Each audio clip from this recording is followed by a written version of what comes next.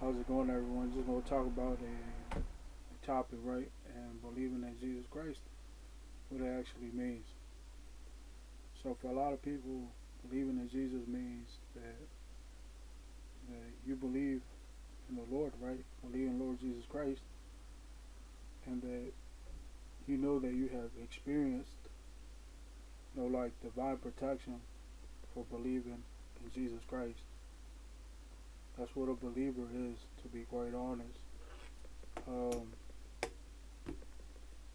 Obviously, besides that being an American right to be able to believe in God, to be able to read the Bible or the Jewish book or whatever it may be, whatever book. It could be the book of Amos, it could be the book of Jeremiah or Isaiah, whatever it is. You have every single right to read any religious book that you want to. You know, it does take a stand. You do have to take a stand for yourself. You know, when it comes to this, like join the church or whatever it may be. And the reason why, because we're only here for a certain amount of time. Our time is very limited. If you really notice, our time is limited. We've had jobs where the jobs take our time,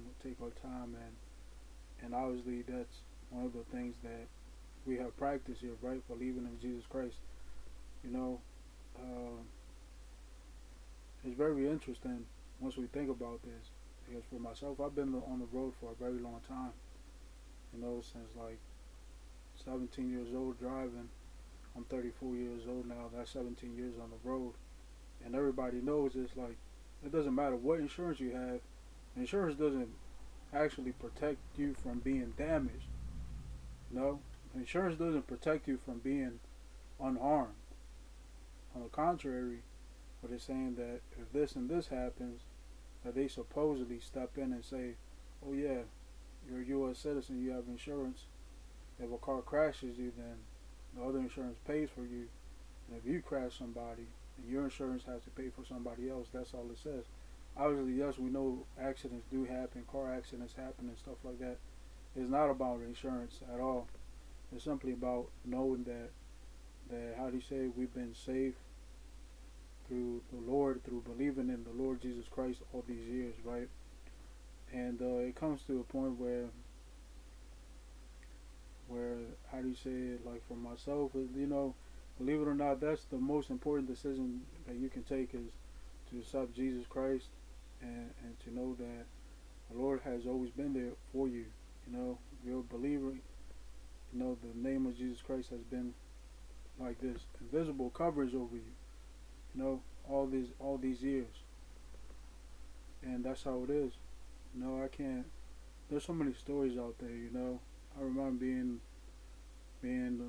driving on these roads for a long time, and one time I remember that the car slid because it was icy outside. It was icy, and I was driving back from a job interview. I remember wanting to work for the post office back in 2016, 2017. After I went to this camp, I wanted to go to work for a post office out somewhere in Maryland.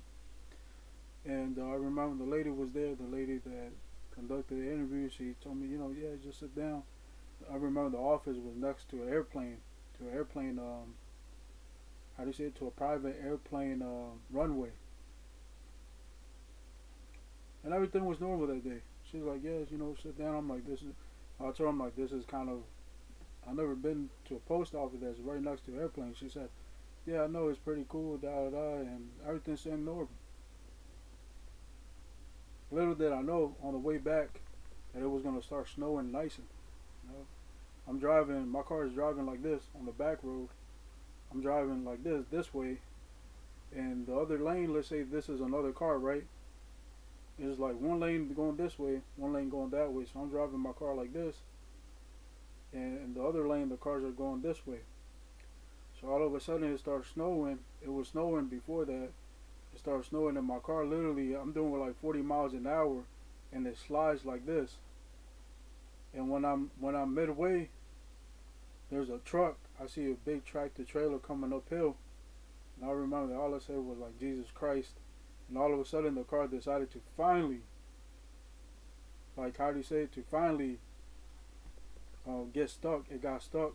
It went like this. It was sliding this way, then it spun to the other side and it landed. I landed with the entire car inside of this, like, it was like a mailbox. Like there was a mailbox right here, and there was like this giant steep hole in the, how do you say it, on the back road, and then they had a little road that goes up to a house. But the thing with that was that, how do you say it, when my car started going this way,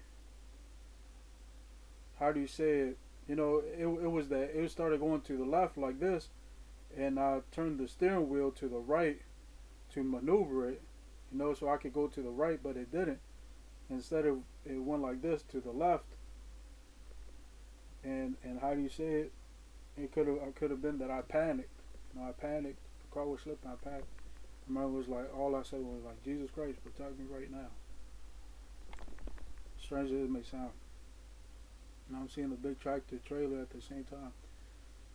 So many stories like that. Religiously, driving on the same roads for so many years. And how do you say it? I know there's nothing that can be proven. But I said, oh yeah, there was something that moved the car. No.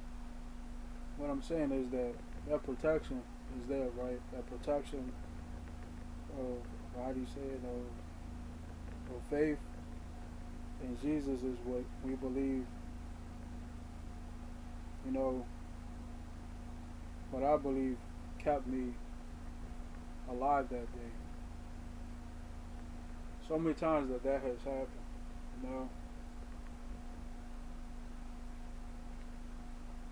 That, I think that was several instances. I remember this one time with what I've been having going on for a long time.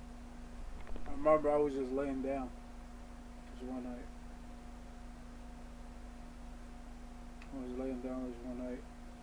And I remember that I was laying down. I wasn't feeling good. Like my head was literally pulsating, like doing that. Just, and my entire, like, my temple areas right here in the back of my head, I could feel it literally like blinkers, like that.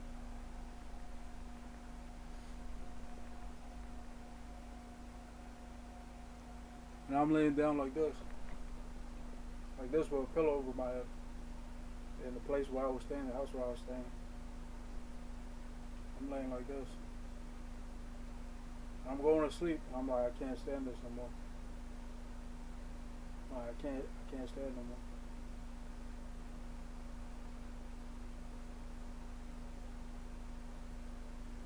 And all I hear was, I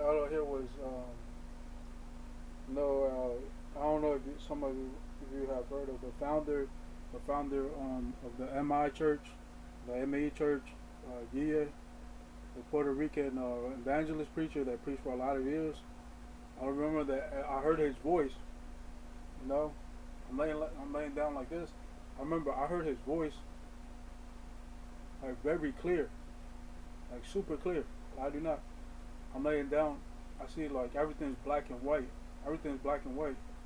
I'm laying down like this, and my head is pulsating, my heart, my chest is hurting.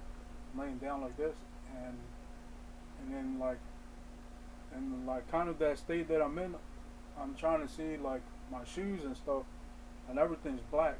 Everything's black around me, and how do you say it? And all I remember is that I remember hearing his voice, and all I remember that he was saying, what did he say? In Spanish. It was like in Spanish. I remember I heard it in Spanish. I heard his voice in Spanish. I remember all he said was like, "Siervo siempre cree en el Señor, sigue creyendo en el Señor." And that was 2 years ago. In English, is that I heard his voice. He said, keep on believing in the Lord. For that was 2 years ago. 2 years ago when that happened. And a lot of people that know me, I'm like, that's, some people some people believe in this and that, and this prophet and that prophet, not me.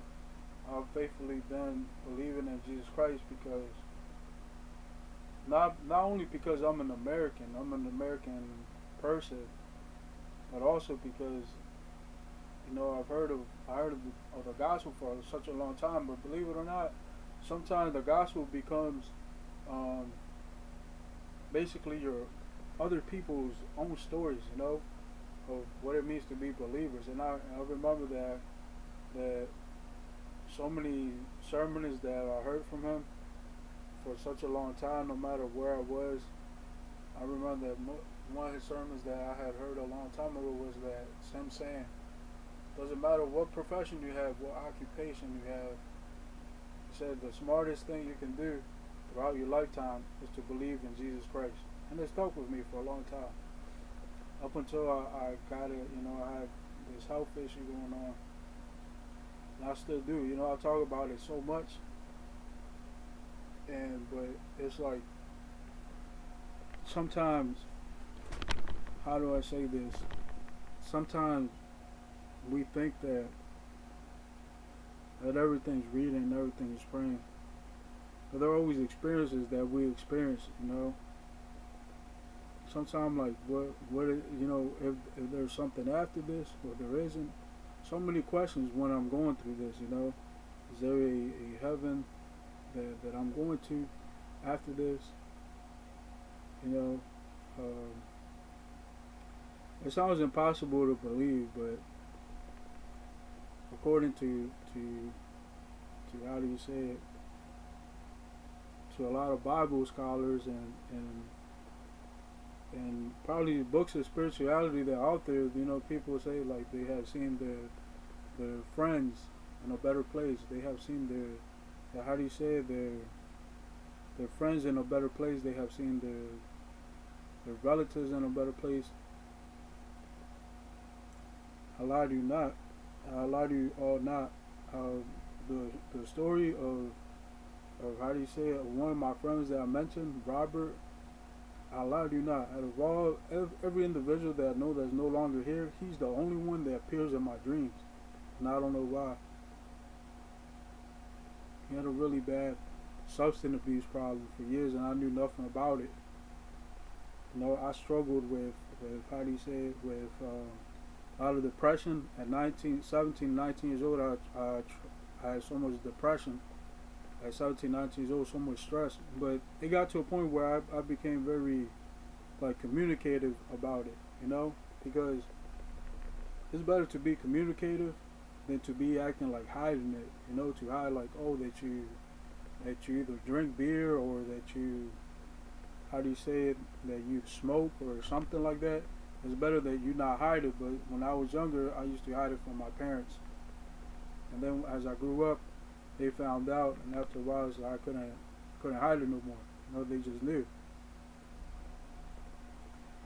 But at a very early age, I remember at a very early age, once I got into school, before I didn't go to school, I didn't have like these extreme like nuclear migraines. But once I got into like kindergarten school, I remember that I would literally feel like when I couldn't solve something, I would literally feel like my brain would just like I would have this reaction, like this nuclear reaction. That's what I call it, right?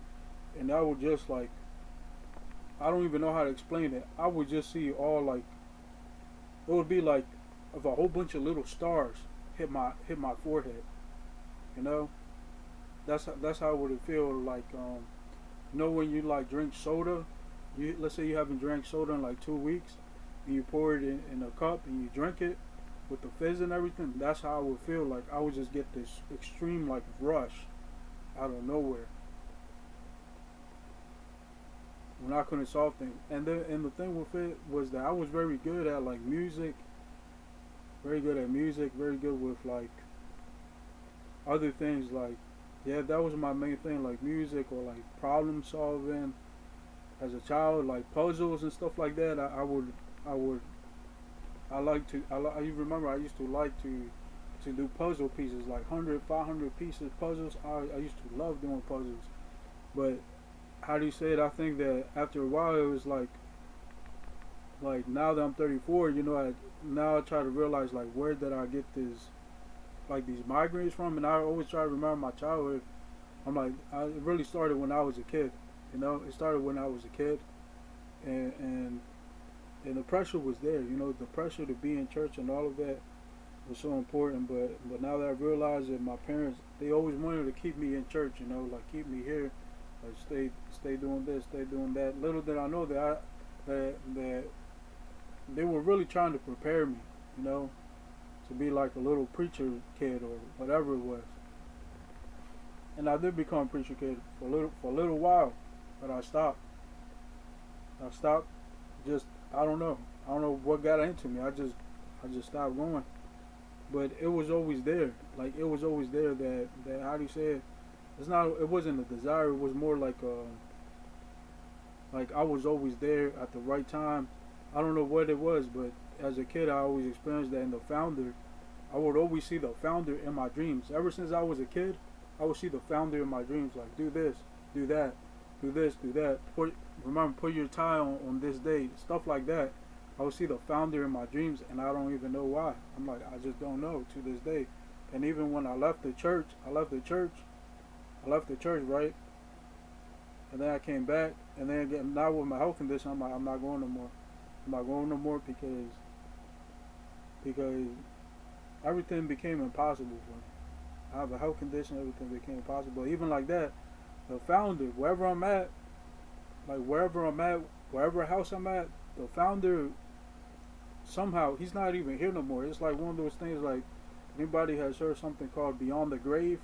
Those are experiences that I've been going through, like beyond the grave. He's gone. He got buried in Puerto Rico. He's deceased.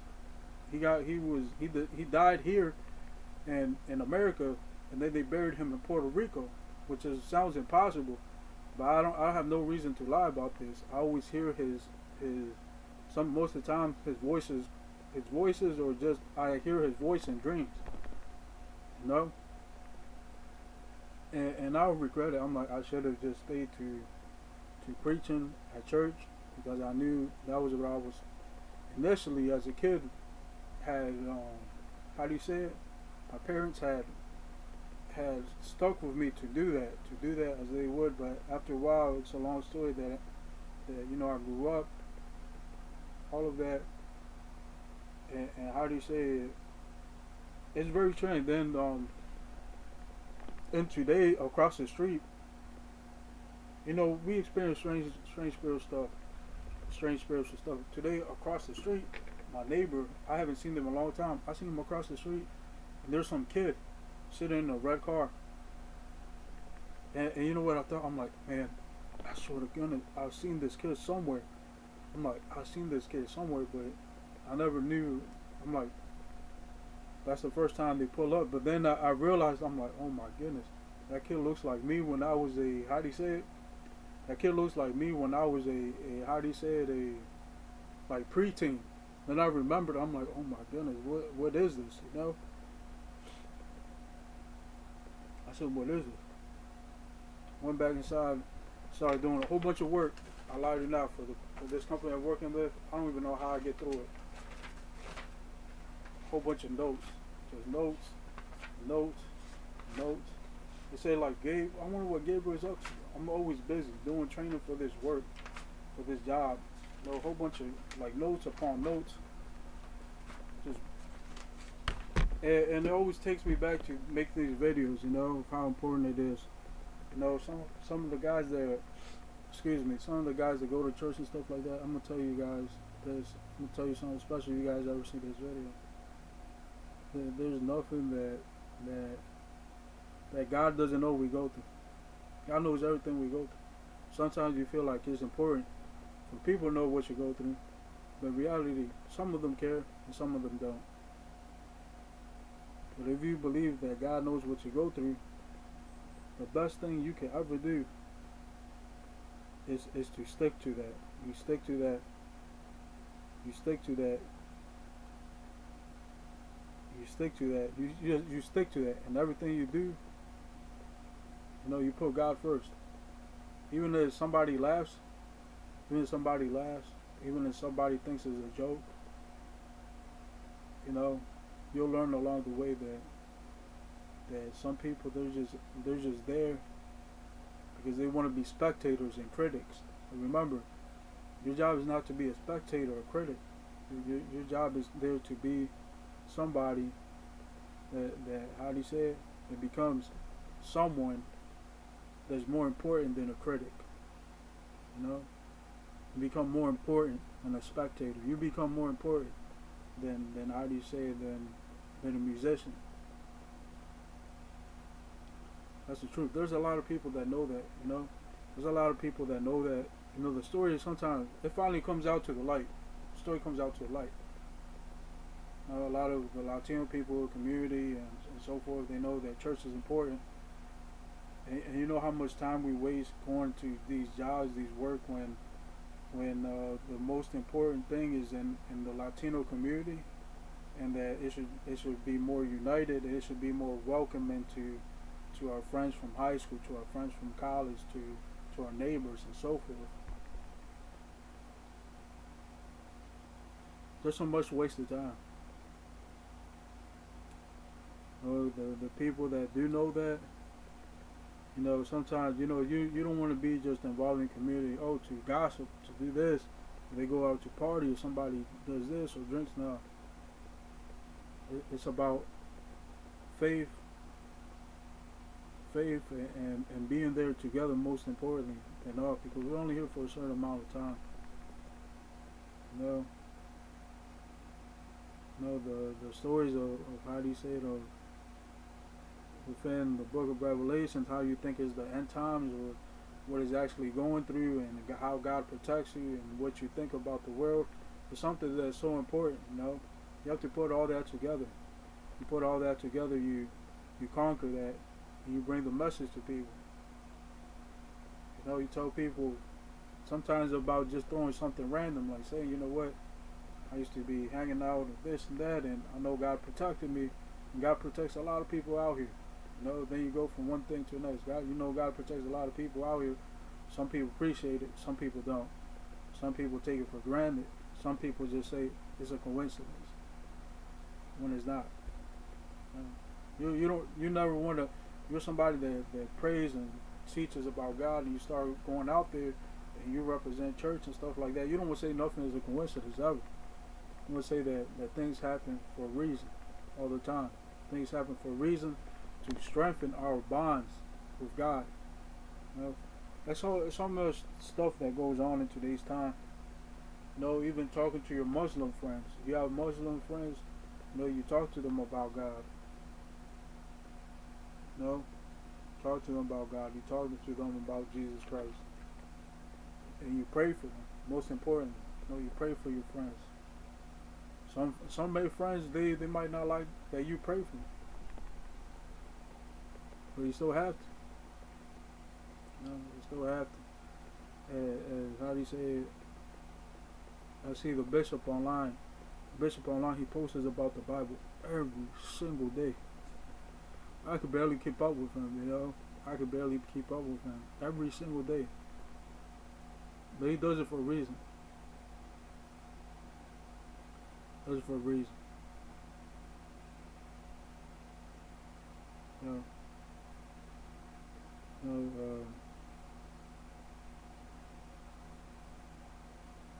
How do you say it? I think that sometimes you speak out of experience, it sounds better, right? Versus no experience. But you just have to let it. How do you say? Even if you've been there for a long time and you feel like you don't stick to the Bible too much, whatever it is, you still have to somehow try to talk about what goes on in the world today. You know, you can shrug it off and say like, no, I shouldn't do it. But, you know, talk about what goes on in the world today. You know, talk about Christianity. Talk about persecution. You know, there's important people in all types of jobs, you know, that practice Christianity. You know, somebody, it makes it seem like they don't study too much and they don't pray too much and so forth, then you let it go. You let that go. You say, okay, you know, that's, you know, and a lot of them, they don't like when you say that. When you just say, we give them a dismissal. You know, it's called a dismissal. It's saying like, okay, I understand that you don't like to read and so forth, and you just want to play around, and stuff like that is unacceptable. You have to let them know, you know.